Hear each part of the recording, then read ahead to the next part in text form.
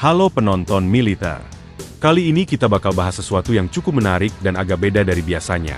Bukan soal pembelian alutsista langsung, tapi soal kerjasama teknologi drone canggih antara Indonesia dan Iran yang lagi diupayakan secara serius.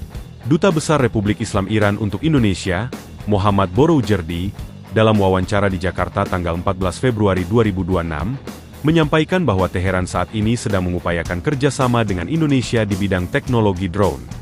Kerjasama ini akan melibatkan perusahaan-perusahaan Iran dan Indonesia, dan proses negosiasinya bahkan direncanakan dilakukan lewat webinar, sebelum nantinya ada pertemuan langsung baik di Indonesia maupun di Iran.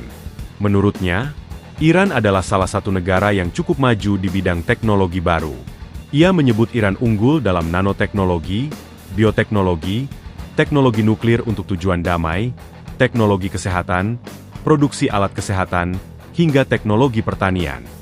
Bahkan Iran juga dikenal punya kemampuan di bidang drone, yang selama ini sering dikaitkan dengan sektor militer.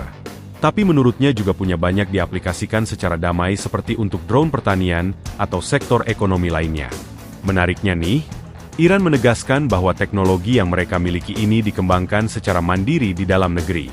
Karena, selama hampir 47 tahun berada di bawah sanksi berat Amerika Serikat, Iran mengklaim tidak bisa mengimpor teknologi dari luar, sehingga mereka dipaksa untuk membangun dan memproduksi teknologi secara mandiri. Dari situ muncul narasi bahwa mereka punya kemandirian teknologi yang kuat dan siap untuk dibagikan melalui skema transfer teknologi.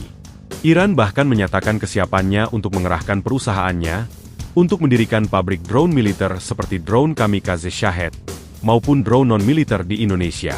Tidak hanya itu, mereka juga menawarkan beasiswa penuh bagi mahasiswa Indonesia untuk belajar di universitas yang ada di Iran, atau bahkan langsung magang dan belajar di perusahaan serta pabrik di sana, untuk menyerap pengetahuan teknologi dan membawanya ke Indonesia. Di sisi lain, isu ini tentu tidak bisa lepas dari dinamika politik global. Presiden Amerika Serikat, Donald Trump, sebelumnya menerapkan tarif 25% bagi negara-negara yang masih berdagang dengan Iran. Namun Dubes Jiran Boroujerdi mengatakan kalau saat ini ada lebih dari 100 negara yang tetap berhubungan ekonomi dengan Iran. Menurutnya negara yang merdeka dan berdaulat tidak bisa diatur oleh satu kekuatan besar saja.